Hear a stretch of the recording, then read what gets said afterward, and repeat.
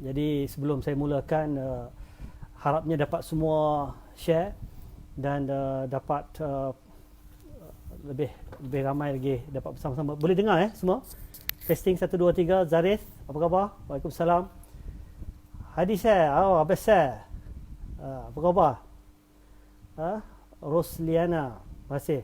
InsyaAllah kita akan boleh berdialog, boleh bersama-sama dengan saya untuk bertanya berkenaan apa saja, terutamanya kita nak sama-sama bangkitkan isu yang amat dekat dengan hati rakyat, terutamanya yang berkaitan dengan tuntutan 10 perkara. Saya ingin berkongsi nanti berkenaan dengan apakah intipati perbincangan saya dengan Menteri Kewangan, Datuk Seri Tengku Zafrul, siang tadi, lebih kurang sejam lebih lah, sejam mungkin 10 minit ataupun sejam 20 minit kami dapat bertukar-tukar pandangan. Saya mengupas setiap perkara ini secara terperinci. Jadi mungkin ada beberapa perkara yang saya kira penting untuk kita terus perjuangkan dan angkat kepada semua pihak. Okey, terima kasih semua. Kalau boleh tolong share. Kita akan bincangkan isu moratorium, isu air citra, isu LPPSA. Mungkin ramai yang nak tahu apa sebenarnya hujah ataupun pandangan balas daripada pihak Kementerian Kewangan, yang saya kira ada beberapa perkara yang mustahak untuk saya kongsikan juga supaya semua dapat kejelasan berkenaan dengan isu ini.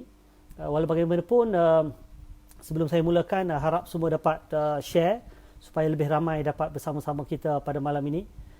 Waalaikumsalam Yasin, terima kasih. Ini perjuangan kita bersama. Ini adalah perjuangan kita bersama. Ini bukan soal siapa nak jadi hero ke tidak. Apa yang Pergerakan Pemuda UMNO Malaysia lakukan hanya semata-mata membawa suara rakyat yang hari ini terkesan, yang susah, terdesak, dan Allah saja yang tahu betapa periknya kehidupan hari ini. Kami menerima bukan puluhan, ratusan mesej-mesej maklum balas, perkara-perkara yang kita bangkitkan bukan perkara-perkara yang hanya datang daripada langit ataupun kita petik mana-mana, tidak. Ini adalah daripada apa yang disuarakan oleh rakyat dan kita terjemahkan dalam bentuk tuntutan rakyat. Hashtag tuntutan rakyat itu adalah perkara yang dibangkitkan oleh rakyat sendiri. Saya akan kupas satu persatu sebagaimana yang saya bangkitkan di dalam pertemuan dengan Datuk Seri Zafrul pada petang tadi. Okey, bismillahirrahmanirrahim. Saya mulakan dengan lafaz tahmid, alhamdulillah rabbil alamin, wassalatu wassalam ala rasulillah wa ala alihi washabihi ajmain. Assalamualaikum warahmatullahi wabarakatuh dan salam sejahtera, selamat malam kepada semua. Saya nampak ramai juga di kalangan bukan Islam, rakan-rakan daripada kaum Tionghoa pun ada tadi, yang sudi untuk bersama-sama dalam live bersama dengan saya, yang saya kira penting untuk kita sama-sama membincangkan.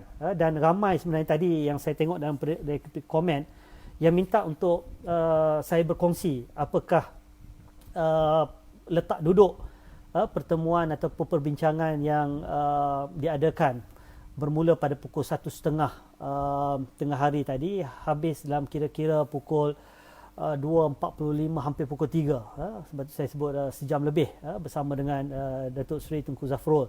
Bersama-sama saya juga adalah Setiausaha Agung UMNO, Datuk Seri Ahmad Maslan yang turut bersama. Apa yang kita bangkitkan?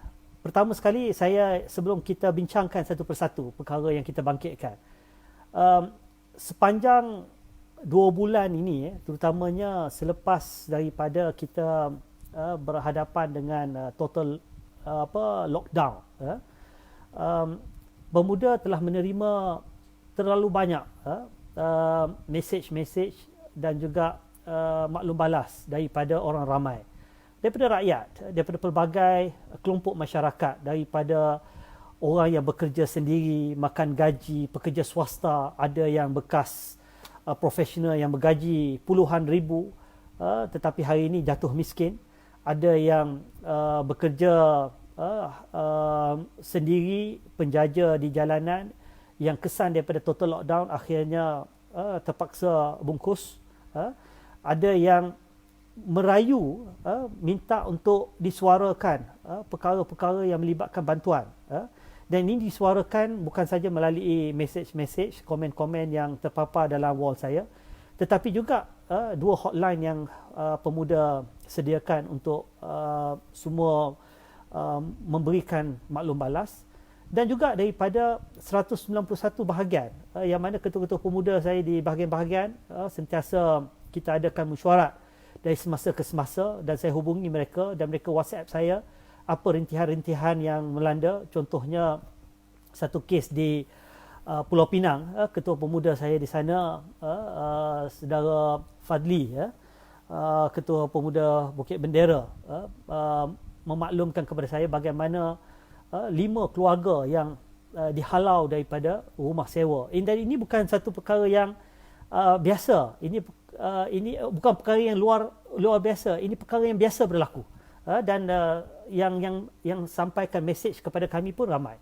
Jadi sebab itulah bila bertemu dengan Datuk Seri Zafrul tadi, alhamdulillah beliau menyambut kami dengan penuh berlapang dada. Dia mulakan dengan 5 minit pertama, 10 minit pertama, beliau memaklumkan bahawa sebagai menteri yang baru dilantik sebagai koordinator ataupun penyelaras, menteri penyelaras kepada plan pembangunan, plan pemulihan negara mengenai COVID-19 ini. Dan lepas itu dia buka kepada pandangan.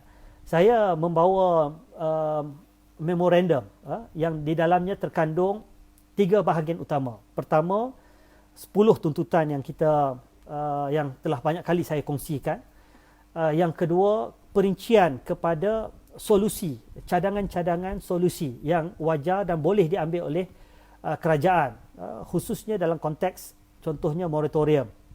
Dan yang ketiga, apa cadangan kami dalam konteks exit plan kalau nak keluar daripada permasalahan yang ada hari ini, terutamanya nak ditambah baik plan pembangunan, plan pemulihan COVID ini. Saudara, tadi bila saya kongsikan pertama sekali berkenaan dengan, kita kena faham, apabila rakyat diminta untuk berkurung, saya gunakan istilah berkurung, pada 1 Jun 2021, iaitu lebih kurang 43 hari sudah kita berkurung ini atas nama total lockdown. Kalau ingat lagi, pada 20 Mei sebelum 1 Jun itu, angka COVID sedang meningkat naik, 2,000 ke 3,000. Pada waktu itu lagi di kalangan netizen dan rakyat jelas meminta supaya kita ada total lockdown seperti mana PKP 1. Kerana apa? Kerana kita tahu bahawa secara umumnya virus punya jangka hayat, virus COVID jangka hayat hanyalah lebih kurang 14 hari ataupun kurang. Dan kita minta supaya total lockdown ini diadakan 14 hari ke 21 hari. Tetapi kita juga nyatakan dengan beberapa syarat. Dan waktu itu kami Pergerakan Pemuda keluarkan kenyataan wajar kerajaan pertimbangkan secara serius untuk mengisytiharkan penutupan penuh, total lockdown, bukan separuh masa, total lockdown dengan 7 prasyarat. Maknanya kalau nak buat betul ni 7 prasyarat. Antaranya ialah pakej-pakej bantuan perlu diisytiharkan terlebih dahulu, kerana pengalaman PKP 1.0, bila kita terpaksa total lockdown, kita hadapi masalah terutamanya rakyat yang bekerja sendiri, rakyat yang bekerja mengikut gaji hari, rakyat yang berniaga. Kalau rakyat yang makan gaji bulanan, sama ada dari segi kerajaan ataupun swasta, mereka masih boleh bertahan. Tetapi swasta pun kena ingat, bila masuk PKP 3.0 ini, ramai yang sudah menderita. Kenapa? saya jelaskan kepada Datuk Seri tadi, saya mulakan dengan bagi background ini. Background bahawa bila rakyat diminta untuk berkurung pada PKP 3.0 ini, dia berbeza dengan PKP 1. PKP 1 itu pun sudah terasa bahangnya. Tetapi sebab itu ingat lagi pada waktu itu kita minta supaya kerajaan dapat menyediakan bantuan-bantuan tambahan. Termasuk pada waktu itu kita minta supaya kerajaan benarkan rakyat mengeluarkan wang simpanan hari tuanya. Kita tahu itu wang simpanan hari tua daripada KWSP. Waktu itu dinamakan iSinar, iLestari. Ya. Walaupun pelbagai kecaman, pelbagai keperlian disuarakan oleh puak-puak yang tak yang sangsi dengan keikhlasan perjuangan yang kita bangkitkan ini. Waktu itu sampaikan bila Datuk Seri Najib menyuarakan dalam parlimen sekalipun, ada yang kata kita sengaja UMNO, pemuda UMNO bila menyuarakan perkara ini dikaitkan dengan hikayat Puteri Gunung Ledang dan sebagainya. Tak apa, kita terima. Tetapi kita dapat lihat akhirnya kerajaan akur kerana kita buat desakan dan ugutan bahawa kita akan sokong bajet sekiranya ini antara perkara yang perlu dilakukan. Dan kita minta supaya dikeluarkan secara lamsam pada waktu itu. Dan akhirnya kerajaan akur.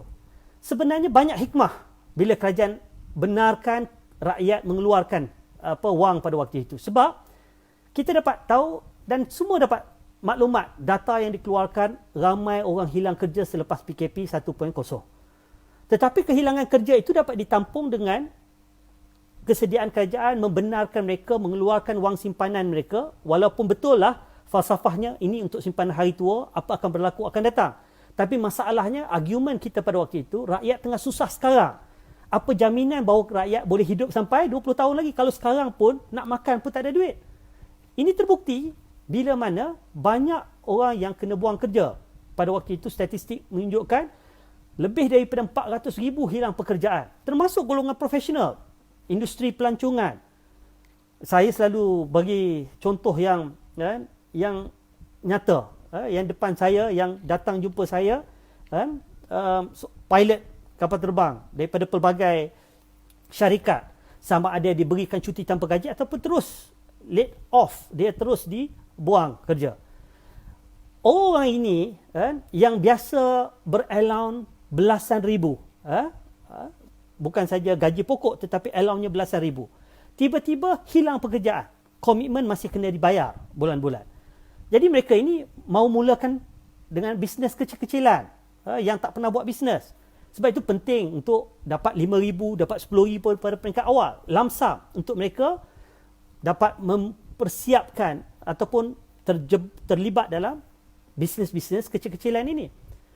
Okey, Alhamdulillah kerajaan sediakan. Tetapi bila masuk PKP 2, mereka mula rasa bahang. Baru nak start berniaga, mula rasa bahang. Masuk PKP 3.0, ramai yang mulai lingkup. Perniagaan-perniagaan yang baru nak mula, terpaksa tutup. Apatah lagi, pengisytiharan darurat yang kononnya boleh menyelesaikan segala-galanya, hanya tinggal omongan kosong. Bila total lockdown, bila kita kata boleh dengan prasyarat bagi bantuan. Bantuan apa? Bantuan bekalan makanan kepada rakyat. Bantuan BPR. Bantuan itu suntikan fiskal, itu direct daripada kerajaan. Kita minta supaya diberikan peluang untuk rakyat mengeluarkan wang caruman mereka. Kita namakan iSinar 2.0, iLestari 2.0. Kita juga minta supaya bank-bank benarkan penangguhan ansuran bulanan, moratorium, kita namakan moratorium 2.0. Dan yang paling mustahak sekali kita pun sebut, selain pada bantuan-bantuan ini, sepanjang total lockdown, kita cadangkan 14 hari, mestilah dibuat secara full lockdown. Maknanya, mesti ditutup secara penuh. Semua kilang-kilang, semua tempat kerja, tutup. Betul ada kesan ekonomi. Ramai yang komen, Dr. Ashraf ni nak cari populariti saja. Tetapi, kita katakan, ini hanya untuk 14 hari. Bagaimana kita nak memutuskan terus rantaian COVID ini. Apa guna kita isytihar total lockdown tetapi pintu belakang dibuka. Ingat lagi pada waktu itu Menteri MITI, Datuk Seri Azmin Ali, dia minta daripada Perdana Menteri untuk pengumuman yang telah pun dibuat oleh Menteri Kanan pada waktu ini, sekarang dah naik pangkat sebagai Timbalan Perdana Menteri, Datuk Seri Ismail Sabri, yang telah pun mengumumkan soal kelulusan syarikat-syarikat yang nak beroperasi diserahkan kepada kementerian-kementerian masing-masing, sebab kementerian-kementerian itu lebih tahu yang mana essential, yang mana bukan. Kan? Tetapi disailang di saat akhir, sehari sebelum dilaksanakan, semuanya nak diserah kepada MITI. Dan kita rasa kecewa sebab kita minta supaya ia total lockdown. Tetapi mula diisytiharkan pada hari ketiga, 50,000 lebih, saya tak ingat berapa angka, 50,000 lebih kilang-kilang, syarikat-syarikat yang dibenarkan beroperasi. Dengan bangganya MITI mengeluarkan kenyataan tersebut. Lepas minggu lockdown, kan? 119,000 kalau tak silap saya. Angka bertambah besar. Ramai orang yang hantar mesej kepada kami, pemuda. Mereka takut nak pergi kerja sebab ada kilang-kilang yang mana kan, pekerjanya sudah pun didapati kena jangkitan COVID, tetapi bukan satu kilang ditutup. Hanya seksyen itu saja. Dan yang lebih parah sekali, kebanyakan kilang-kilang ini terletak di dalam kawasan komuniti. Saya sendiri berada di Petaling Jaya. Kawasan sekeliling banyak yang kilang-kilang yang ada. Mereka bukan tinggal di dalam kompaun kilang. Tidak. Mereka tinggal dalam kawasan komuniti. Sewa di flat-flat yang bersama dengan komuniti awam. Mereka membeli belah di pasar yang sama dengan orang awam. Mereka pergi ke Giant beli barang-barang keperluan yang sama dengan orang awam. Maknanya, tidak ada jaminan jangkitan COVID yang kita pun tahu daripada data dan sains. Kerajaan hari ini dia suka guna data dan sains. Data dan sains sendiri yang dikeluarkan oleh Kementerian Kesihatan menunjukkan bahawa 60% secara purata, konsisten apa yang dikeluarkan oleh Kementerian. Setiap hari kita boleh tengok. Daripada 23 kluster baru, 21 kluster daripada tempat kerja. Daripada 30 kluster baru, 27 daripada tempat kerja termasuk kilang-kilang. More than 60% adalah daripada kilang-kilang COVID ini. Dan apa jaminan bahawa kongkongan ataupun halangan, kekangan ini dapat kita kawal? Dan mereka ini sentiasa pergi membeli belah dengan masyarakat. Akhirnya, kita boleh tengok kesan dia sampai hari ini dah sudah mencecah 11,000. Kita nak salahkan siapa? Sudah tentu. Kita katakan Menteri MITI antara orang yang wajib rasa bersalah. Sebab dia yang sentiasa buka pintu belakang. Kononnya nak selamatkan ekonomi. Tetapi masalahnya, ini yang kita kata, rakyat disuruh berkurung. Rakyat rela untuk rasa susah. Tetapi janganlah berkali-kali. Sebab tu hashtag saya letakkan, susah sekali, bukan berkali-kali. Lockdown, ya betul-betul, 14 hari, susah tak boleh keluar, psikologi memang terkesan, ramai yang tak boleh berniaga, ramai hilang punca pendapatan, ramai yang susah. Okey, bantuan kena bagi, tetapi pada masa yang sama, janganlah pilih kasih. Ada pihak yang kena berkurung, ada pihak yang dibenarkan keluar. Okey, bila kita sebut 20 hari bulan Mei itu, 1 Jun akhirnya, Perdana Menteri seperti biasa, buat perutusan, akan buat total lockdown ikut kemahuan rakyat secara keseluruhannya. Itu pun selepas kes dah naik ke peringkat membimbangkan, 4,000 kes baru sehari. Tetapi masalahnya waktu pengumuman itu dibuat, tidak ada pengumuman berkaitan dengan bantuan. Dan itu yang meresahkan dan memerikkan rakyat. Hanya 28 hari selepas pengisytiharan total lockdown, 26 hari bulan, barulah diisytiharkan pelan pemulihan COVID yang mana disebutkan soal bantuan-bantuan, pakej-pakej bantuan. Okey, inilah antara perkara yang saya bangkitkan di dalam pertemuan dengan Datuk Seri Tunku Zafrul. Perkara yang sama juga saya bangkitkan kepada Timbalan Perdana Menteri yang baru pada hari Jumaat lepas. Kenapa kita bangkitkan? Pertama, ramai orang yang susah ini dijanjikan dengan pelbagai bantuan. Tetapi hakikatnya bantuan ini bukan dapat sekarang, dapat bulan Ogos. Bila kita bising soal M40 ramai tak dapat. akhirnya diumumkan kali ini kita dengar suara rakyat, maka bangga, rakyat akan dapat faedah, M40 akan dapat faedah. Berapa ringgit? RM250 saja. Okeylah, fine, daripada tak ada langsung. Tetapi rakyat susah sekarang. Dah 28 hari dikurung pada waktu itu, baru nak umum. Sekarang ni dah masuk 43 hari, 44 hari. Tetapi kita kena tunggu lagi bulan Ogos. Bulan Ogos baru bantuan khas COVID, BKC, akan dimula dibayar. BPR bulan 8. iCitra bulan 8. Itu pun tarikh belum bagi lagi. Sebab itulah antara perkara tuntutan kita yang utama, kita sebutkan pertama sekali bagi percepatkan bantuan-bantuan ini. Jangan lengahkan, kita kena segerakan sebab rakyat terdesak sekarang. Yang kedua, saya sebut kepada Datuk Seri Tunku Zafrul tadi, jangan tangguh lagi dan jangan berkira-kira sangat dengan rakyat. Apa maksud saya? Saya kata kepada Datuk Seri Menteri Kewangan tadi, ramai penerima-penerima BPR yang dulunya dapat, tetapi kali ini tak dapat. Kena ingat ya, BPR ini adalah untuk golongan B40, bukan pun M40 ya. B40 maknanya pendapatan isi rumah 5,000 ke bawah. Dan kena ingat, isu juga yang timbul ialah kebanyakannya bergantung kepada maklumat LHDN yang mana tak update. Tak update. Masalahnya ramai yang tak dapat.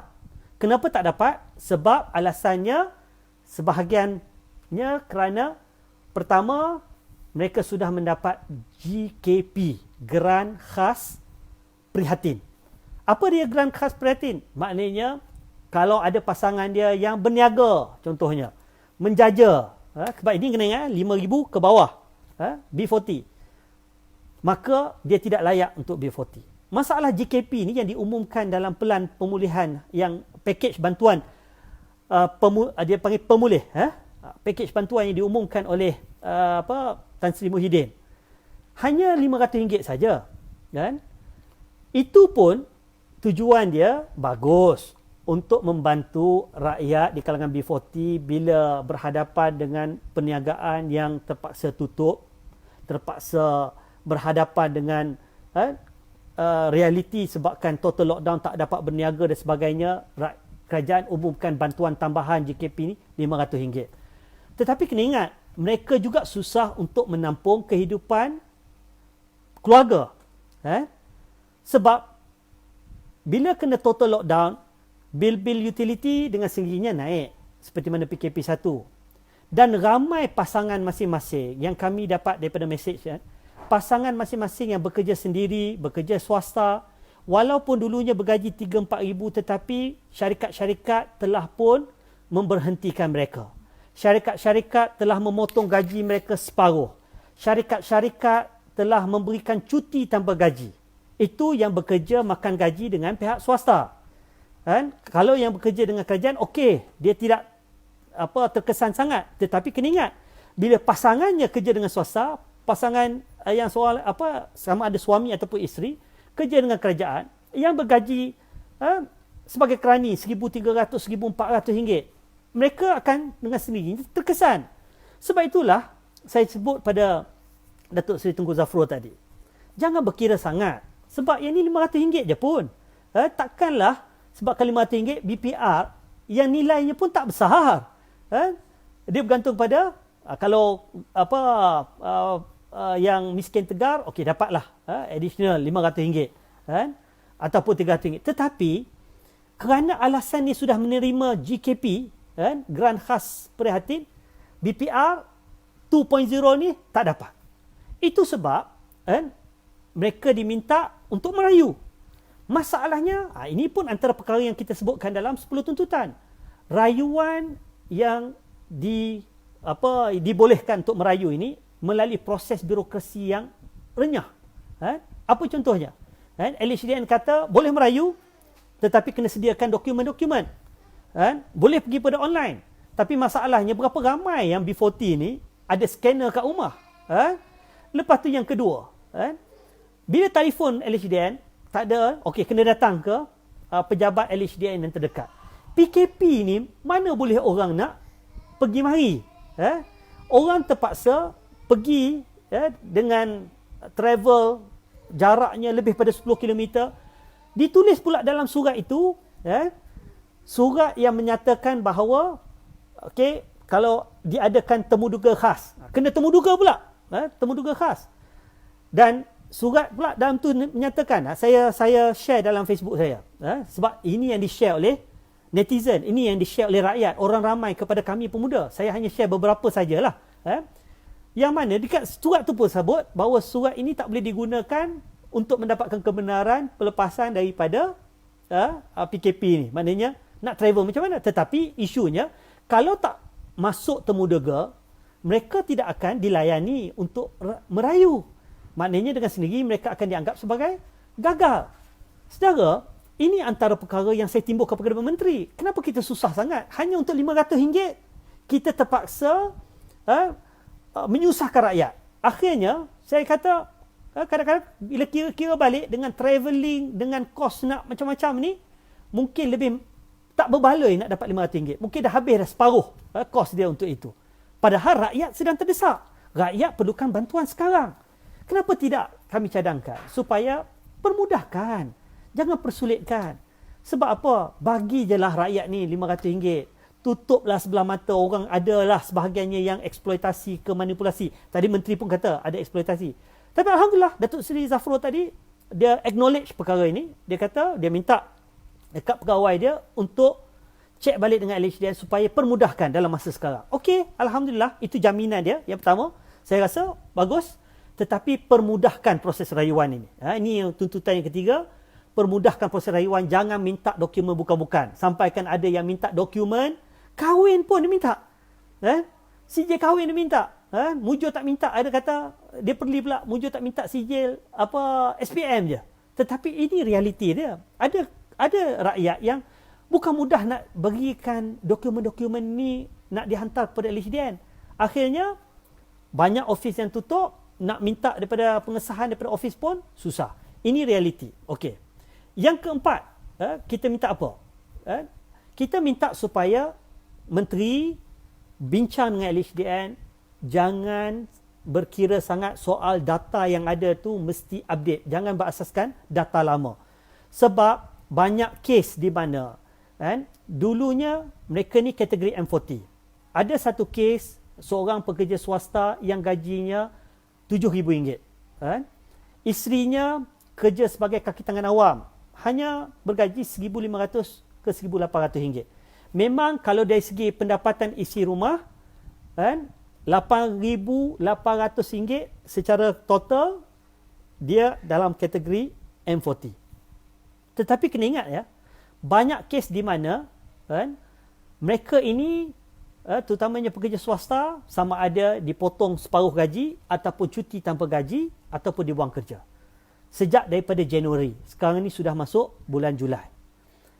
Akhirnya daripada M40 yang bergaji RM7,000, dia terpaksa bergantung kepada gaji isterinya yang RM1,800, RM1,900. Kena ingat ya, nampak perkara ni biasa. Tetapi bagi orang yang periuknya besar, kerak pun besar lah.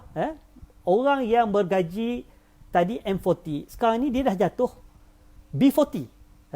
Sebab daripada 8,900 pendapatan isi rumah, dia sudah jadi bergantung kepada pendapatan isteri yang bergaji tetap sebab kerja-kerjaan itu pun sebagai kerani RM1,800, RM1,900. Masalahnya, komitmen mereka besar. Sewa rumah RM1,100 sebulan. Kereta Myvi bank kena bayar RM400.5 sebulan. Isteri Honda City kena bayar ansuran bulanan RM600.5. Itu saja dah RM3,000 lebih. Itu belum lagi utility. Itu belum lagi komitmen kad kredit, komitmen pinjaman peribadi. Itu belum lagi keperluan harian.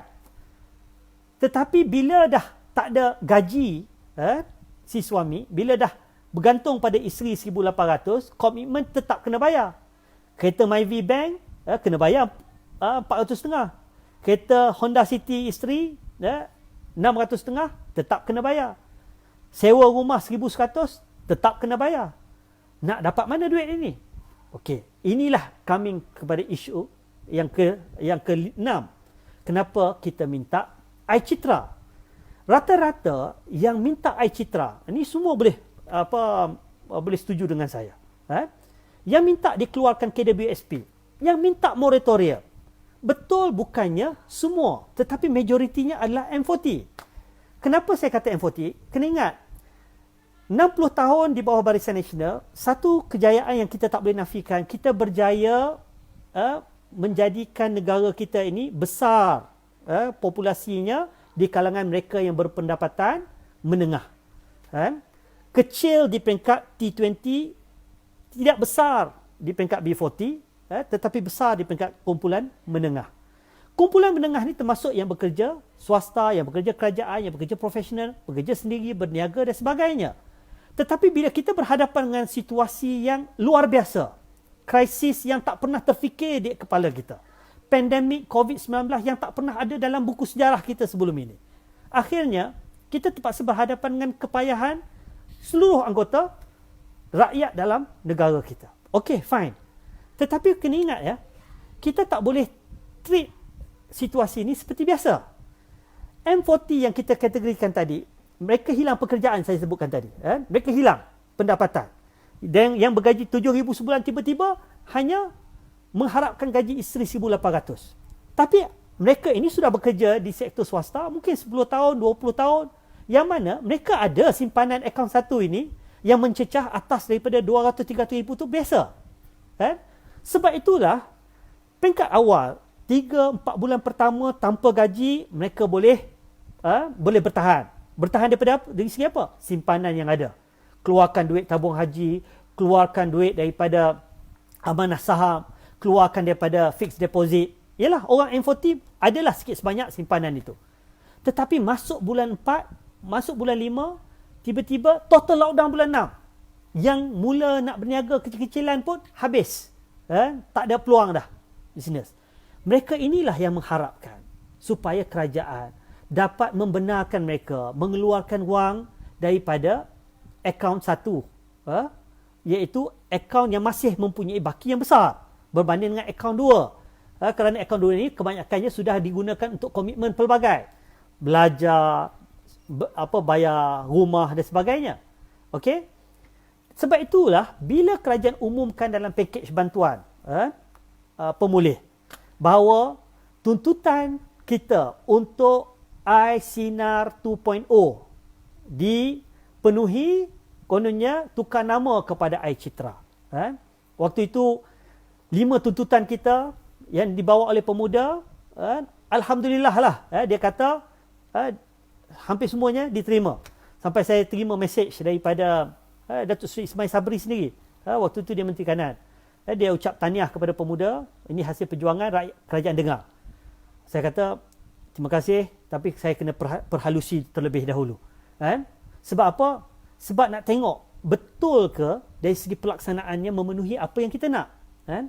Bila kita tengok iCitra ini, dibenarkan hanya mengeluarkan jumlahnya RM5,000. Pengeluaran pertama hanya RM1,000. Sebulan RM1,000, maknanya bulan 8, kena ingat saya sebut tadi, rakyat tengah susah sekarang.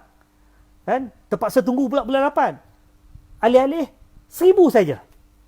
Kena ingat tadi saya sebutkan satu kes ni yang real, yang datang kepada kita, cerita kesusahan. Nak beli susu anak pun dah tak ada duit, nak beli pampers tak ada duit, nak beli makan barangan keperluan tak ada duit.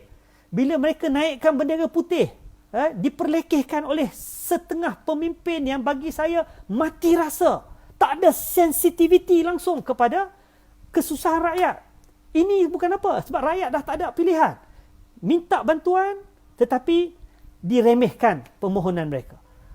Yang naikkan bendera ni, jangan kita ingat main-main. Yang naikkan bendera ini Kadang-kadang, bukan kadang-kadang, maklumat yang kita dapat, pemuda-pemuda saya yang berada di bawah, sebab saya telah buat satu pengarahan kepada pemuda saya di 191 bahagian di seluruh Malaysia. Kita dapat sumbangan sikit daripada orang persoalan, orang ramai. Bolehlah kita salurkan sikit, tak banyak pun.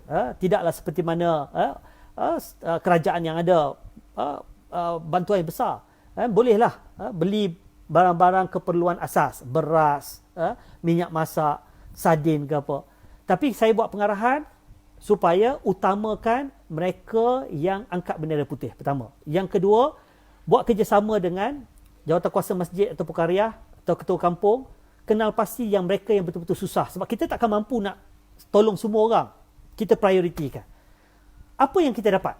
Maklum balas yang kita dapat, hampir semua pemuda-pemuda saya ni bagi tahu maklum balas yang angkat bendera putih sekarang ni bukan rumah-rumah fakir miskin yang biasa-biasa, yang rumah yang macam nak runtuh ke ataupun flat saja. Tak. Ini yang 2 tingkat. Kat rumah dia ada 3 kereta. Kan? Tetapi realitinya 3 kereta, kedua kereta macam kes saya sebutkan tadi, mereka terpaksa membayar komitmen dengan keadaan mereka sudah tidak ada wang simpanan. Mereka kehilangan punca pendapatan, bergantung kepada pendapatan isteri ataupun suami yang tinggal 1,800, 1,900. Contohnya, kes tadi. Sudah tentu, mereka inilah yang minta supaya kalaupun kerajaan tak boleh bantu, sebagaimana dalam tuntutan 10 tuntutan rakyat ni, salah satunya kita minta kerajaan buat suntikan fiskal. Maksud dia, macam saya sebutkan kepada menteri tadi, jangan takut berbelanja defisit. Dalam keadaan rakyat tengah susah, negara tengah susah, tak apa kita meminjam pun. Rakyat takkan marah, defisit pun tak apa. Tadi pun menteri kata, kita punya hutang memang masih dalam lingkungan 60% daripada kadar KDNK. 60% KDNK maksud dia kita masih ada ruang untuk meminjam. Tetapi meminjam untuk apa? Untuk bantu rakyat. Dan meminjam kita ni jangan salah erti. Bukan meminjam dalam erti kata minta daripada peminjam-peminjam ataupun minta pinjaman daripada luar negara. Kita masih lagi boleh mobilisasi dana dalaman, domestik. Masih berkemampuan. Okey, tak apalah. Isu tu teknikal. Kita minta supaya kerajaan bantu rakyat, tambahkan lagi. BKC kepada M40 ni. Takkan 200.5 saja. Bagilah RM1,000 ke, sebab apa? Ini juga akan membantu soal aliran tunai dalam negara, dapat membantu menjana ekonomi daripada ekonomi stagnan. Ekonomi tak dapat berkembang. Macam mana dalam keadaan krisis untuk memastikan ekonomi berkembang? Kita kena pastikan demand kena sentiasa ada. Demand ni maksud dia permintaan kena ada. Permintaan maksud dia mesti ada proses pembelian. Mesti ada keupayaan rakyat untuk membeli. Barulah ekonomi dapat dijana. Barulah ada kesan-kesan gandaan dalam ekonomi. Dalam keadaan rakyat sudah tidak ada simpanannya, dalam keadaan sudah habis simpanan, dalam keadaan punca pendapatan dah terhenti, sudah tentu bantuan tunai ini akan membantu merancakkan lagi aliran tunai dan juga menjana ekonomi negara. Itu dari segi makroekonomi perspektif. Tetapi yang paling penting sekali, kalaupun tak boleh bantu fiskal, okey, bantu untuk rakyat akses kepada duit dia sendiri, wang caruman dia. Itu yang kita minta. Tapi macam mana? Tambah baik air citra ini. Janganlah RM1,000. Rakyat rata-rata minta apa? One off RM10,000. Dan dalam tuntutan kita yang ke-6, kita kata kadar dia RM10,000 ataupun lebih berasaskan berapa yang ada dalam akaun tersebut. Kalau katakan akaun tersebut ada RM200,000, katakan 10% daripada RM200,000, RM20,000. Bagi peluang untuk rakyat bernafas. Bagi peluang untuk golongan M40 terutamanya, mereka melangsaikan segala komitmen yang tertangguh. Banyak kereta dah kena tarik. Ada motor dah kena tarik. Ada rumah yang terpaksa mereka keluar. Sekarang tak mampu nak bayar sewa. Ini adalah realiti yang ada dekat bawah ini. Saya sebutkan kepada menteri tadi. Dan menteri perbetulkan, dia kata tolong beritahu. Ini saya nak beritahu.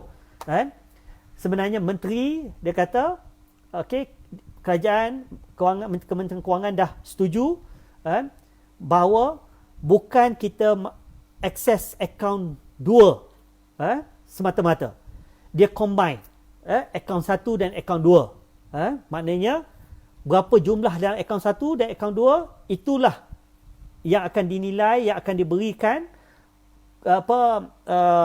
kebenaran untuk dikeluarkan wang ini. Maknanya itu antara plus point yang rakyat, perjuangan rakyat berjaya, bahawa kerajaan bersedia untuk combinekan akaun satu dan akaun dua. Hari itu ramai yang bagi feedback dan kita sebut dalam kita punya tuntutan, jangan hadkan hanya kepada akaun dua. Sebab bila kerajaan sebut baru-baru ni, dia kata habiskan akaun dua, KWSP kata akaun dua baru pergi kepada akaun satu. Padahal akaun dua ni dah macam-macam komitmen. Baki yang ada dalam akaun dua tidak sebesar akaun satu. Tetapi apa yang diberikan jaminan oleh menteri tadi, akaun satu dengan dua ini di combine ataupun disekalikan dalam menentukan berapa kelayakan untuk dikeluarkan. Cuma saya minta sangat-sangat kepada menteri tadi supaya tolonglah penuhi hajat dan harapan rakyat supaya mereka dibenarkan keluar bukan setakat RM1,000 tetapi maksimum RM10,000. Yang ini menteri bagi jaminan untuk berbincang dengan pihak KWSP dalam masa terdekat. Itu jaminan dia. Okey. Apa lagi kita minta? Kita minta moratorium. Pada peringkat awal bila pemuda perjuangkan moratorium, yang kita sebutkan ialah automatik menyeluruh, bukan hanya B40 peringkat awal, dia kata had untuk B40. Semua sekali. Dan yang ketiga, tanpa charge dan faedah tambahan. Ini 3 perkara. Bila diumumkan dalam pakej bantuan pada 28 hari bulan Jun, baru-baru ni, dia kata, okey kita bagi moratorium. Pada peringkat awal dia berdoa tak boleh. Kalau ingat lagi, ikuti posting-posting saya. Bila peringkat awal kita pemuda perjuangkan supaya moratorium 2.0 ini, menteri juga yang buat kenyataan tak boleh sebab ini kita dah cukuplah moratorium 1.0, tak boleh buat. Lepas tu saya katakan, pemuda katakan, apa guna ada ordinan darurat yang kononnya nak membantu rakyat, nak menangani COVID, kalau tidak menggunakan kuasa yang termaktub di dalam ordinan darurat kuasa-kuasa perlu 2021. Apa yang termaktub di dalam ordinan darurat itu? Ordinan darurat memberikan kuasa besar kepada kerajaan dalam tempoh darurat yang telah pun diisytiharkan sejak Januari. Yang mana kerajaan boleh mengambil alih mana-mana aset. Kerajaan boleh menggunakan kuasanya untuk mengambil hospital swasta bagi tujuan menangani COVID. Kerajaan boleh buat apa saja demi atas pretext untuk menjaga kebajikan rakyat. Saya kata, apa guna ni ordinan darurat? Tengku Zafrul boleh jawab pada waktu itu, kalau ingat balik, dia kata kerajaan tak ada kuasa untuk campur tangan untuk arahkan bank-bank. Saya keluarkan kenyataan yang kedua. Saya kata, ini tidak betul. Selain ordinan darurat, kerajaan ada Akta Bank Negara 2009. Kerajaan ada Akta Perkhidmatan Kewangan, Financial Services Act 2013. Dua ini, akta yang telah pun diluluskan di Parlimen. Ordinan diluluskan oleh Yang di-Pertuan Agong. Sebab nak sangat darurat ini, kerajaan nak minta darurat, yang kononnya nak tangani COVID, nak bantu rakyat, okey, gunakan tiga-tiga ni. Dalam Akta Bank Negara 2009, kerajaan melalui Bank Negara boleh dictate, boleh arahkan bank, boleh keluarkan arahan apa saja untuk menyelaras, untuk menyeragamkan, untuk buat apa saja, untuk pastikan bank-bank dapat memenuhi aspirasi rakyat.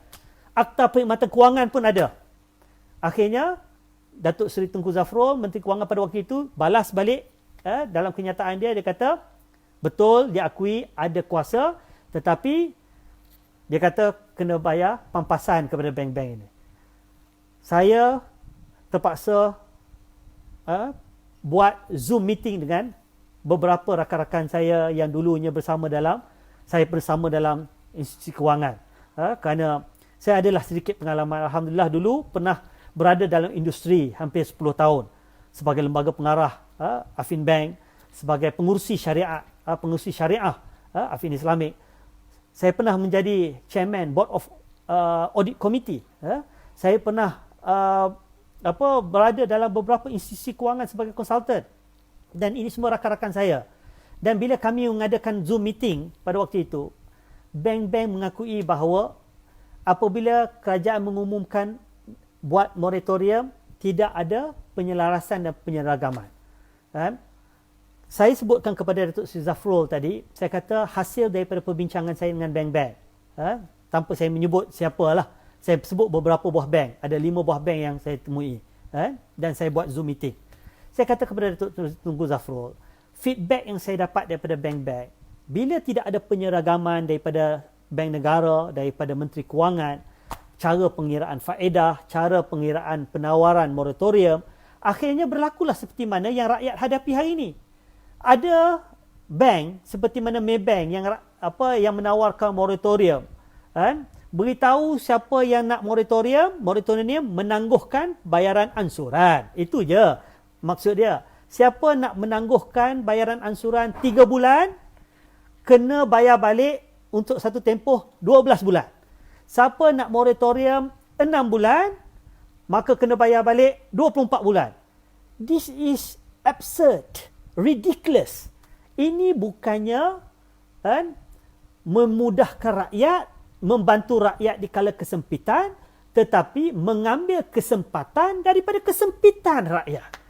Itu yang sedikit kecewa. Bukan saja, ialah kita akui kerajaan akhirnya setuju tawarkan moratorium automatik. Itu pun bukan automatik dari segi penawaran. Kita kena minta dan katanya lulus secara automatik. Kita minta menyeluruh, bukan saja B40, M40, terutamanya peniaga-peniaga kecil dan sederhana, pengusaha-pengusaha kecil dan sederhana, termasuk firma-firma. Ada rakan-rakan saya dalam firma guaman berhadapan dengan masalah nak bayar gaji pekerja. Tak boleh buka office, tak ada job, 5-6 bulan, dah tak ada job sangat. Gaji pekerja 5-6 orang sudah tentu akan terkesan. Itu sebab sewa rumah, sewa pejabat kena bayar. Itu sebab dia orang ni amat berharap sangat moratorium ni selama 3 bulan ke 6 bulan. Tetapi janganlah pula daripada awal lagi telah pun dah ada mindset you akan kena bayar lebih. Berapa ramai yang hantar slip tunjukkan jawapan kepada kami peringkat pemuda. Kita kumpulkan semua maklumat ini. Tak kurang daripada 1000 maklum balas ni. Tunjukkan MHB buat macam mana, RHB buat macam mana, Maybank buat macam mana, CIMB buat macam mana. Rupa-rupanya ini yang memang saya dah agak dah. Mentality bank ni apa? Dia tak nak rugi langsung. Bila kita tengok balik cara mereka mengira, mereka kata okey, mereka akur tak ada charge tambahan, tak ada charge penalty. Tapi ada bank yang kena charge. Dan terang-terang disebut kena charge. Dia kata tak ada compounding interest, tak ada faedah atau faedah. Tetapi hakikatnya, bank ni saya nak sebutkan, betul lah cara dia nak mengira kadar keuntungan ataupun faedah. Saya sebutkan dalam banyak interview dan saya sebutkan juga dalam kenyataan saya tadi kepada Datuk Seri Tunku Zafrul. Saya kata, saya faham, saya dulu pernah berada dalam industri. Bank dia amat memikirkan soal, pertama, nak elak daripada rugi. Dia tak nak rugi langsung. Walaupun 0.1% kurang keuntungan, itu dia anggap rugi. Bukan rugi maksud dia bankrupt. Rugi itu maknanya pengurangan dari segi keuntungan. Kita faham, ini pemikiran bank. Yang kedua, mereka memikirkan soal cost. Disebut dalam istilah bank adalah cost of fund. Dana-dana yang mereka perolehi untuk bagi orang pinjam, rumah ke, pembiayaan peribadi ke, kereta ke, ataupun kredit kad ke. Dana-dana ini datang daripada 2 sumber utama. Pertama, duit-duit kita yang kita simpan, pendeposit. Yang kedua, wang-wang yang dipinjam oleh bank daripada money market, pasaran kewangan, secara urus niaga semalaman. Malam ni, hari ni pinjam, esok jual. Esok beli, esok jual. Contohnya, untuk dapat dana untuk membantu menampung keperluan kecairan, liquidity bank. Ini bank punya ni. Setiap ni ada cost. Kan? Orang yang simpan dalam fixed deposit, dia mengharapkan 1.2% hingga 1.6% bergantung kepada berapa tempoh masa yang diberikan. Ini dipanggil deposit berjangka. Ya? Tetapi term deposit. Okay? Dana-dana daripada pasaran kewangan pun ada kos dia lebih tinggi lah. Kita faham perkara itu. Saya sebut kepada Datuk Tengku Zafrul tadi, kita faham. Tetapi dalam tempoh 6 bulan yang rakyat tengah sukar, tengah susah ini, kenapa tidak bank juga menunjukkan keihsanan? Dan tunjukkan bahawa bank bersedia untuk membantu rakyat. Sebab apa, kena ingat ya, saya dah berulang kali sebutkan. 1997-98 ketika bank-bank menghadapi krisis kewangan pada waktu itu. Jangan lupa ya, siapa yang bantu menyelamatkan bank? Kalau tidak rakyat pada waktu itu. Kenapa? Kalau ingat lagi pada waktu itu, banyak bank berhadapan dengan apa yang dipanggil sebagai non-performing loan. Ataupun hutang-hutang lapuk kerana ramai yang tak boleh bayar, bank hampir bankrupt, hampir muflis. Tetapi apa yang kerajaan buat pada waktu itu? Kerajaan memindahkan hutang-hutang lapuk ini dengan membelinya, dengan memindahkan dana-dana ataupun nilai hutang lapuk ini kepada dana harta dan dana modal. Bank beli ini pasti kena bayar. Wang itu daripada mana? Daripada duit rakyat. Duit rakyat lah yang digunakan untuk injek, untuk bantu bank supaya bank tidak muflis pada waktu itu. Ya? Maknanya apa? Maknanya di saat bank dalam keadaan hampir mati, nyawa-nyawa ikan, pada waktu itu rakyat bantu bank. Kan? Melalui kerajaan dengan memindahkan non-performing loan ni, aset-aset yang tidak berdaya saing ini kepada dana harta, dana modal. Kenapa tidak di saat rakyat pula susah? Rakyat perit hari ini. Bank berkorbanlah. Kalau Maybank boleh umumkan sampai 6 bilion keuntungan bersih berakhir 2020. CIMB 2-3 bilion, RHB Bank, Affin Bank, CIMB Bank, semua berbilion-bilion ni untung. Kenapa tidak saya cadangkan kepada Datuk Tengku Zafrul tadi, pertama dari segi moratorium, macam mana nak pastikan bank janganlah memindahkan faedah terakru ni kepada rakyat. Kalau rakyat kena bayar ansuran contohnya 3 bulan RM1,000 setiap bulan, okey, ditangguhkan bayaran ansuran, di penghujung 36 bulan ditambah 3 bulan lagi, janganlah ada charge tambahan sampai RM3,000, RM4,000, RM9,000. Kerana apa? Kerana faedah terakru. Kalau istilah bank Islam, keuntungan terakru. Apa salahnya kali ini faedah yang terakru ini diketepikan? Okey, cara dia macam mana? Kami bagi solusi kepada Menteri Kewangan. Pertama, buat seperti mana Jepun, Bank of Japan, perkenalkan zero interest rate untuk satu tempoh masa. Contohnya overnight OPR. Zero kan. Supaya macam mana saya katakan tadi, dana yang diperolehi daripada pasaran kewangan tidak akan ada kos kepada bank, supaya kos itu tidak dipindahkan kepada pelanggan. Itu cadangan yang pertama. Yang kedua, Bank Negara dan juga Menteri Kewangan ada kuasa untuk bagi insentif cukai kepada bank-bank ini yang mana memberikan moratorium tanpa faedah terakru. Okey, selama beberapa bulan ini dapat insentif cukai. Itu pun salah satu cara. Yang ketiga, boleh buat, saya kata. Sekarang ini Bank Negara baru 2 minggu lepas keluarkan satu garis panduan dinamakan Value Based Intermediation. Sebuah garis panduan yang baru. Garis panduan ni macam undang-undang lah kepada bank-bank ni. Dan inilah masanya bank-bank nak menzahirkan apa yang dipanggil sebagai CSR, Corporate Social Responsibility. Ataupun tanggungjawab sosial korporat bank untuk membantu rakyat yang sedang dalam kesempitan. Rakyat memang susah, rakyat memang terdesak, rakyat memang tertekan. Dan fahamilah keadaan rakyat ini. Itu yang saya beberapa kali tekankan kepada Menteri Kewangan tadi. Dan gunakan garis panduan ini, explore untuk buat. Dan yang keempat, saya kata kepada Menteri, seragamkan. Ini juga permintaan bank. Seragamkan. Seragamkan dari segi apa? Pengiraan faedah. Macam mana kira? Nak guna reducing balance method ke? Nak guna Rule 78? Ini istilah bank dari segi pengiraan faedah tak akru dan sebagainya. Jangan biarkan bank buat keputusan. Bank negara, Menteri Kewangan gunakan kuasa.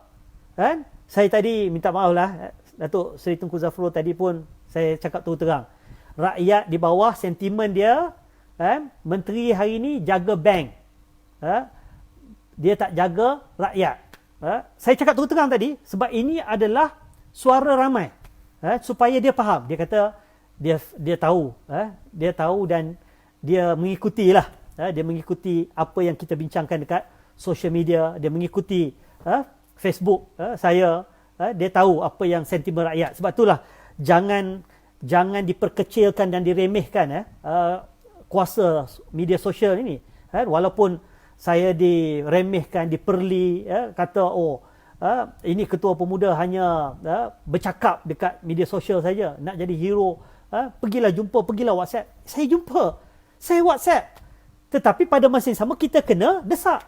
Dan alhamdulillah saya satu perkara yang saya kena tabik juga Menteri Kewangan tadi, dia kata apa? Dia kata teruskan beritahu netizen, teruskan desak supaya memudahkan kerja dia untuk beritahu juga kepada bank. Ini adalah perkara yang menjadi harapan rakyat. Maknanya ada sebab lah, ada asas lah kalau kita mendesak ini. Maka kita kena desak. Sebab tu saya minta Menteri tadi seragamkan. Ada 4-5 perkara dari segi moratorium yang boleh dibuat. Bukan tak boleh dibuat. Dan yang kelima saya kata kepada dia, boleh wujudkan satu tabung reserve.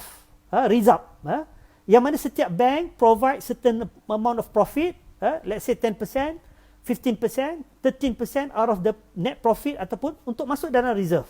Reserve inilah yang akan digunakan sekiranya bank takut dengan apa yang akan berlaku akan datang. Bila bagi moratorium kepada rakyat 6 bulan, tiba-tiba rakyat tak boleh bayar. Bank akan terpaksa incur losses, akan terpaksa berhadapan dengan kerugian. Tak apa, bank masih ada keuntungan yang direservekan untuk absorb, untuk menyerap kerugian ini. Yang maknanya bank takkan terkesan sangat. Dan ini semua akan memberikan suatu paradigma baru kepada bank, terutamanya dalam konteks mengira faedah, yang macam mana saya katakan tadi, dalam pemikiran bank, bila dia kira faedah, sama ada dia guna method reducing balance method ataupun dia guna Rule 78, dia punya prinsip dia mudah je. Cost of fund, apa cost daripada dana ni. Yang kedua, expected losses. Apakah jangkaan kerugian? Belum rugi pun, jangkaan rugi sahaja.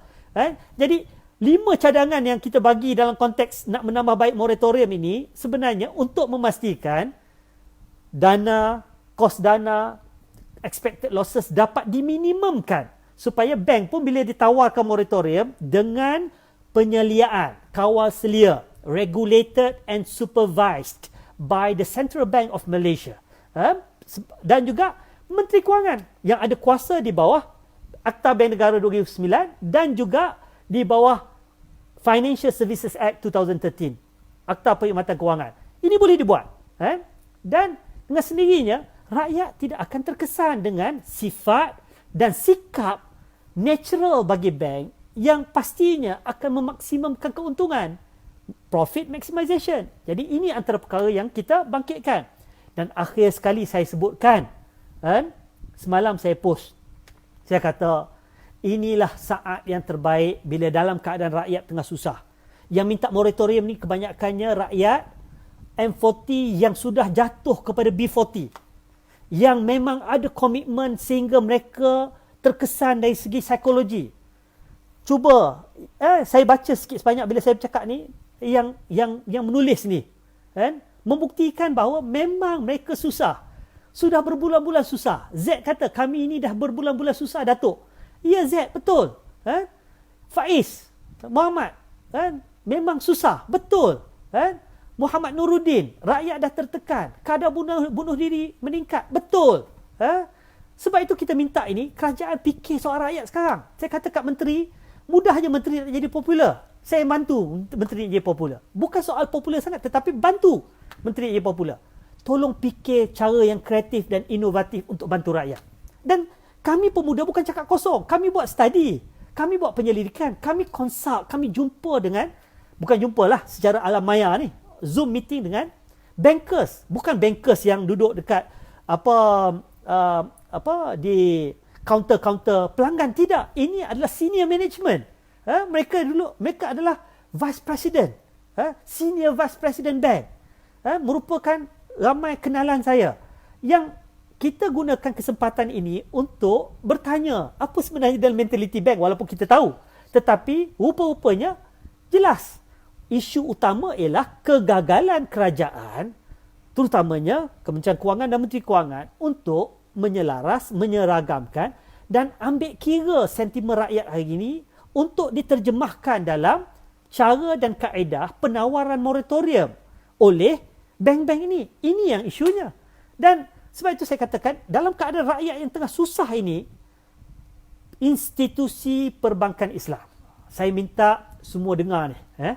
Dan saya minta rakan-rakan saya yang mungkin menonton juga daripada industri perbankan Islam. Sebab saya tahu ramai rakan-rakan saya yang menjadi friends dan juga rakan-rakan dalam fanpage saya ini adalah rakan-rakan saya dulu dalam industri kewangan Islam. Saya faham.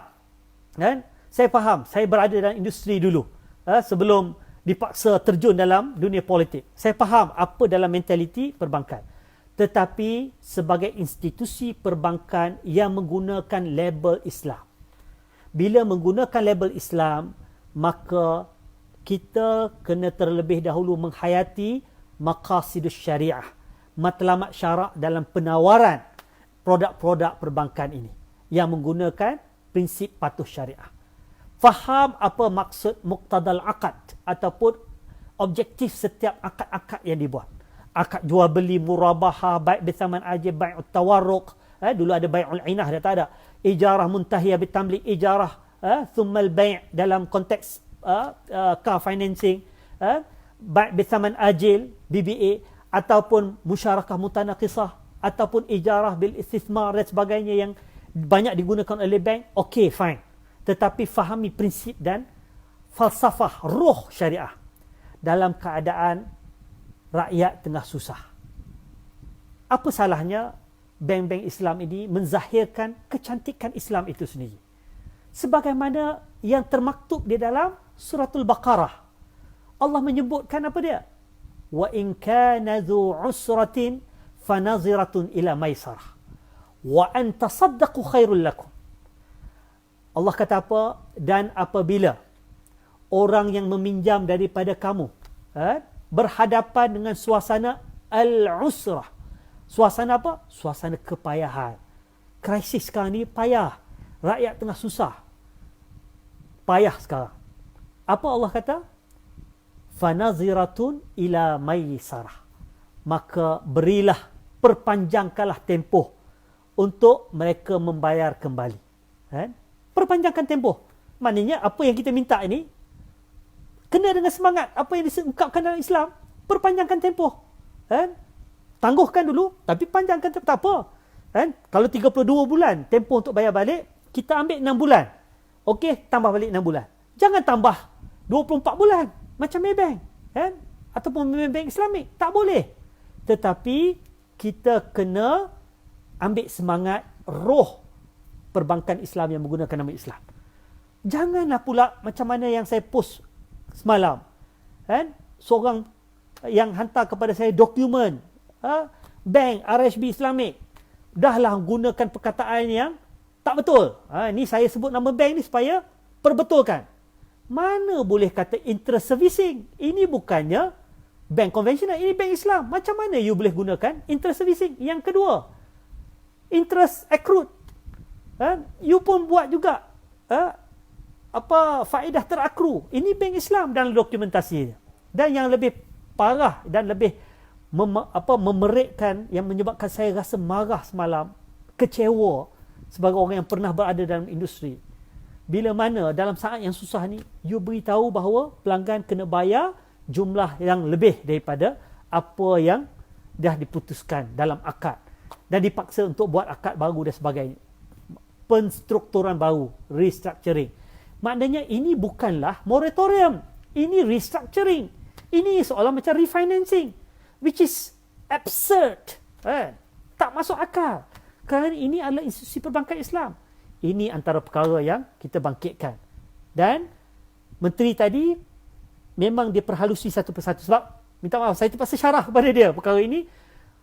Bukan soal apa-apa, tetapi ini antara perkara yang rakyat nak. Dan akhir sekali, yang ke-10, kita minta kerajaan bantu pengusaha-pengusaha kecil dan sederhana. Orang yang terlibat dalam perniagaan, firma, penjaja, mereka inilah yang paling terkesan dalam suasana sekarang. Dan suasana sekarang memang betul-betul amat memerikkan. Jadi ini antara perkara yang saya sebutkan, dan apa nak bagi pandangan. Terima kasih Nur Azian. Siapa yang nak bervisi boleh beritahu saya. Fazli Sulaiman, ni sahabat saya di Jelutong. Terima kasih semua yang mendengar. Tetapi ini antara perkara yang yang kami perjuangkan. Saya nak terangkan kat sini ya. Ini bukan soal nak siapa yang nak jadi hero ke apa. Tidak. Tidak ada sekelumit pun di dalam perasaan kami pemuda untuk menjadi hero dan sebagainya. Siapa nak jadi hero, jadilah hero. Tetapi yang paling penting, kita kena faham bahawa rakyat sekarang susah. Kes-kes mental illness, orang terkesan dari segi psikologi meningkat. Kes-kes kematian juga meningkat. Kes-kes bunuh diri pun meningkat. Hari ini bila tengok kes COVID dah meningkat sampai 11,000 lebih ini, lagi orang tension. Semalam video yang keluar, terpaksa beratur panjang, nak minta bantuan, terpaksa beratur panjang di Shah Alam sebab nak minta yang nak buat penyaringan dan sebagainya. Ini realiti yang ada dalam keadaan masyarakat kita dan rakyat kita hari ini. Sebab itulah kita mesti cakna dengan keperluan rakyat. Saya dan pemuda, kita cuba sehabis baik menyampaikan. Tapi janganlah pula memeremehkan dan memperlekehkan, seolah-olah menuduh kami macam-macam. Betul hari Jumaat lepas, ramai orang viral, seolah-olah saya sudah buat U-turn. Apa yang U-turnnya? Saya terpaksa membawa suara rakyat. Kebetulan Timbalan Perdana Menteri yang baru dilantik, Datuk Seri Ismail Sabri, mengadakan kunjung hormat kepada Presiden UMNO. Dan bila Presiden minta untuk saya bersama, saya kata kepada Presiden, saya nak membawa 10 tuntutan yang saya sebutkan hari ini, yang saya terang kampanye lebar. Dan saya sebutkan kepada Timbalan Perdana Menteri. Saya kata, Datuk Seri, kedudukan Timbalan Perdana Menteri hari ini sebenarnya hakikatnya tidak popular. Bukan wow. Bukan sesuatu yang rakyat harapkan. Kerana rakyat tengah susah. Tetapi Datuk Seri ada peluang untuk menjadi popular. Datuk Seri ada peluang untuk membangkitkan kembali sentimen rakyat yang kecewa, marah kepada kerajaan. Gunakan kedudukan dan kuasa. Gunakan kedudukan dan kuasa yang ada dengan cara apa? Ini 10 tuntutan yang kita minta ini bukan sesuatu yang luar biasa. Ini adalah permintaan, permohonan dan harapan rakyat yang hari ini realitinya susah. Yang hari ini realitinya perit, terdesak, tertekan. Tak dapat bayar hutang, keliling pinggang. Tak dapat bayar komitmen. Macam saya katakan tadi, dulu kategori M40, gaji 7,000. Isteri gaji 1,800. Campur dua, 8,700. Nampak besar. Tetapi hakikatnya, bila mana kita terpaksa berhadapan dengan PKP yang berterusan, tidak ada kesudahan. Suruh buat total lockdown, Menteri MITI bukan saja tak buat, cuba buka pintu belakang, boleh pergi melancong. Minta maaf lah, saya yang ini, saya betul-betul amat marah dan kecewa. Bila saya post malam, saya post dengan keadaan bukan untuk memerli, tetapi saya post malam, saya nak kata, di manakah rasa sensitiviti, rasa sedikit semangat, apakah kita sudah mati rasa? Apakah kita sudah tidak ada lagi perasaan, simpati kita kepada rakyat? Dalam keadaan tiap-tiap hari ini, kita dengar kematian. Sekarang ni daripada total lockdown saja, 3,000 lebih kematian. Daripada dalam tempoh hanya 44 hari, 44 hari saja, 3,000 lebih kematian. This is not something yang biasa. Ini benda yang luar biasa. Rakyat susah. Kenapa kita boleh pergi melancong? Betul lah ada urusan rasmi kerajaan, tetapi tergamakkah kita nak pergi ambil kesempatan nak pergi melancong dalam keadaan rakyat tengah susah? Apa salahnya? Okey, mesyuarat, balik terus. Dan at least cakna lah, sensitif lah dengan apa yang rakyat minta. Rakyat ni dah dipaksa berkurung. Rakyat ni dipaksa untuk duduk dalam rumah senyap-senyap. Saya ni alhamdulillah ada ruang lagi. Anak-anak saya boleh berlari lagi. Allah bagikan saya alhamdulillah rezeki. Rezeki yang sebelum saya masuk politik, saya terlibat dalam dunia perbankan dan kewangan, travel seluruh dunia, adalah rezeki alhamdulillah. Tetapi bukan semua yang bernasib baik. Rumah pangsa yang 3 bilik pun dengan anak 6 orang, campur mak bapak 8 orang, duduk dalam rumah itu sendiri pun sudah menjadi satu penyeksaan kepada mereka. Ini realiti. Setiap hari lepas subuh, rutin saya membaca semua komen-komen. Jangan ingat saya tak baca. Saya baca komen-komen dan saya baca setiap mesej yang sampai kepada saya. Mesej-mesej ini bukan hantar nak minta bantuan begitu saja. Tidak. Mereka nak kita bersuara. Mereka nak pemuda bersuara. Dan kita terpaksa bersuara. Walaupun pelbagai tuduhan mengatakan, oh kita nak jadi hero lah. Kita nak menjatuhkan kerajaan lah. Kita nak macam-macam. Bila saya pergi jumpa juga, saya terpaksa ambil risiko. Pergi jumpa Timbalan Perdana Menteri. Walaupun tidak popular. Tetapi yang penting saya kata kepada Timbalan Perdana Menteri, please, use the power yang ada. 10 tuntutan ini, minta sangat-sangat perjuangkan. Minta sangat perjuangkan. Sampai saya jumpa dengan Tunku Zafrul tadi, saya cakap benda yang sama. Ayat terakhir saya kepada beliau, saya kata, Datuk tolonglah. Ini bukan harapan saya. Masa permulaan bicara saya tadi pun, saya sebutkan, ini bukan hasil daripada apa yang pemuda nak. Bukan. Bukan pemuda UMNO yang tuntut. Ini kami pemuda UMNO rumuskan apa yang rakyat tuntut. Apa yang rakyat minta. Dan kita minta supaya Datuk Seri Menteri Kewangan, tolonglah. Ini harapan rakyat yang tengah susah. Saya betul-betul minta tadi. Dan alhamdulillah saya rasa terima kasih kepada Datuk Tunku Zafrul. Dia memberi jaminan untuk memperhalusi perkara ini. Oh, satu perkara saya lupa sebut. Berkenaan dengan LPPSA. Kan? Ini pun satu perkara yang jangan kita ada bila peringkat awal saya bangkitkan isu LPPSA ni, ramai yang kata, kenapa nak bangkitkan moratorium LPPSA? Ini kan pinjaman perumahan bagi kaki tangan awam. Kaki tangan awam ni mereka sudah ada duit bulanan. Kalau kena kurung pun, kalau kena PKP pun, dia tidak terjejas. Siapa kata tak terjejas? Kena ingat, tadi pun saya tanya Kementerian Kewangan. Betul ke? Kaki tangan awam yang grade 41 ke bawah, iaitu grade-grade rendah ini, ada lebih kurang 55 ke 60%. Mereka tak boleh jawab tadi, tetapi mereka kata lebih kurang. Maknanya 60% ini adalah mereka yang bergaji rendah saja. Daripada pion, daripada tukang cuci, daripada driver, daripada kerani biasa, yang minimum gaji dia 1,200, 1,300. Tapi kena ingat, mereka yang hidup di bandar, 1,200 ini bukan besar. 1,200 ini dengan anak 3-4 orang kena hantar ke nursery, kena hantar ni, PDPR pula utility naik. Untuk orang biasa utility naik RM50, RM80, itu sudah menjadi satu komitmen besar bagi mereka. Ya. Bagi setengah orang, apa sangat RM80. Bagi mereka bil elektrik naik RM80. Kenapa bil elektrik naik? Ialah lumrah, kena kurung, bekerja daripada rumah. Anak-anak terpaksa berada sepanjang hari di rumah. Tak berada di luar. Dengan sendiri, kos ini naik.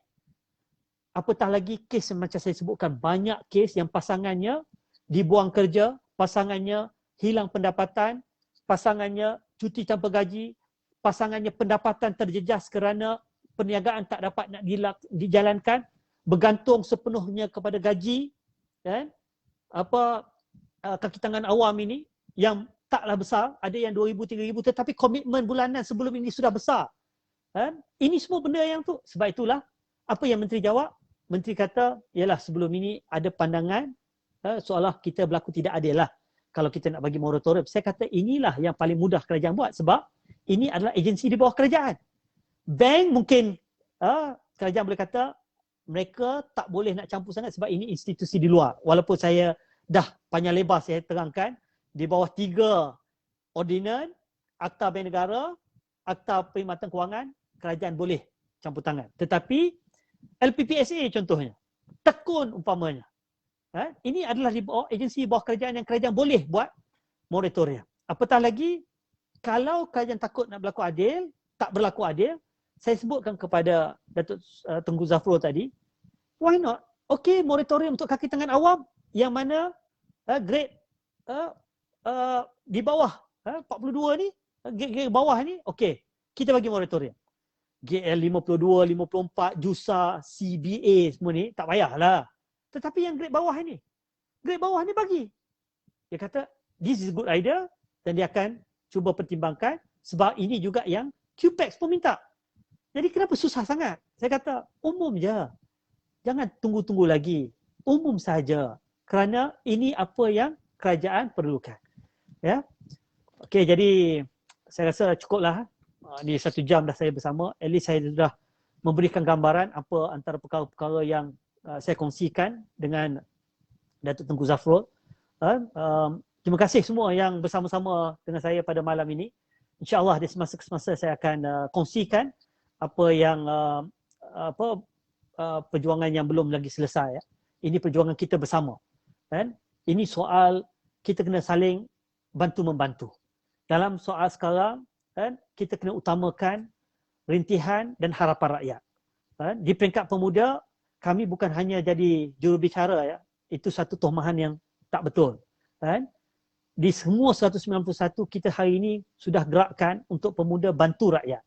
Tetapi setakat yang termampu, alhamdulillah saya yang menyumbang kepada pemuda, sama ada secara langsung di peringkat bahagian-bahagian seluruh Malaysia ataupun kepada kami di peringkat pusat. Apa yang kami ada, kami akan terus salurkan kepada rakyat. Tetapi saya cakap terus terang, kami tidak berkemampuan untuk membantu semua. Kami hanya membantu setakat yang termampu. Tetapi dalam suasana sekarang, semua harus membantu. Dalam suasana sekarang, tolonglah tengok jenguk-jenguk jiran sebelah menyebelah. Tanya khabar mereka.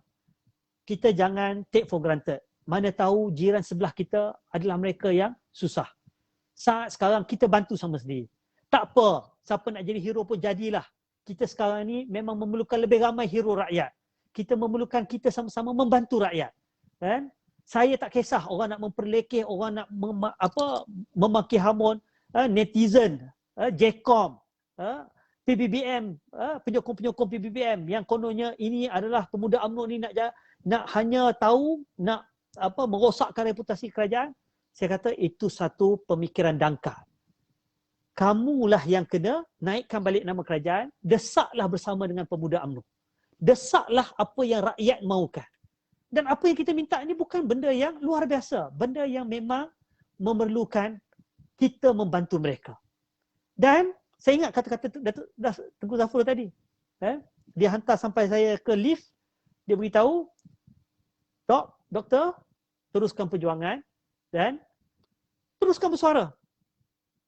Kenapa? Kerana suara-suara kita semua ini ada kesannya dalam memberikan desakan, kepada kerajaan supaya akhirnya rakyat yang perlu kita bantu, rakyat yang perlu kita pertahankan, rakyat yang kita perlu cakna dengan suasana mereka yang hari ini tu susah, tertekan dan terdesak. Jadi itu sajalah kita doakan agar Allah SWT membantu kita. Mungkin malam ni saya nak tutup Facebook live ini. Kita sama-sama baca doa agar Allah SWT menjauhkan kita daripada bala bencana ini. Allah menggunakan rahmat dan barakah. Allah memberikan jalan-jalan keluar kepada semua sahabat-sahabat kita, rakan-rakan kita, rakyat Malaysia yang susah. Kan? Dan Allah memberikan hidayah, iradah, petunjuknya kepada pemimpin-pemimpin kita supaya mereka merasai, menjiwai setiap denyut nadi rakyat yang hari ini susah dan sukar. Bismillahirrahmanirrahim. Alhamdulillahirabbil alamin. Wassalatu wassalamu ala sayyidina Muhammad wa ala alihi wa sahbihi ajmain. Allahumma inna nas'aluka mujibati rahmatik وعزائم مغفرتك والعظيمة على الرشد والغنيمة من كل بر والسلامة من كل إثم والفوز بالجنة والنجاة من النار برحمتك يا أرحم الراحمين. اللهم لا سهلا إلا ما جعلته سهلا وأنت تجعل الحزن إذا شئت سهلا. اللهم إنا نعوذ بك من جهد البلاء ودرك الشقاء وسوء القضاء وشماتة الأعداء. اللهم إنا نعوذ بك من البرص والجنون والجزام ومن سيء الأسقام. ربنا آتنا في الدنيا حسنة وفي الآخرة حسنة وقنا عذاب النار. وصلى الله على سيدنا محمد وعلى آله وصحبه أجمعين والحمد لله رب العالمين. Jadi itu sajalah, sekian. Terima kasih semua yang bersama saya. Mudah-mudahan perjuangan kita ini diberkati oleh Allah. Saya mohon agar kita semua dapat terus membantu rakyat yang ada. Kita sama-sama perjuangkan suara mereka. Bantulah kita semua. Dan harap terus dapat share, like dan komen segala posting-posting yang saya keluarkan untuk memperjuangkan suara rakyat, terutamanya nak menyedarkan kerajaan hari ini yang semacam hilang ataupun mati rasa terhadap apa yang berlaku di peringkat bawah. Mudah-mudahan dengan perjuangan kita semua akan adalah tercetusnya sedikit sebanyak rasa kesedaran itu. Sekian, wassalamualaikum warahmatullahi wabarakatuh.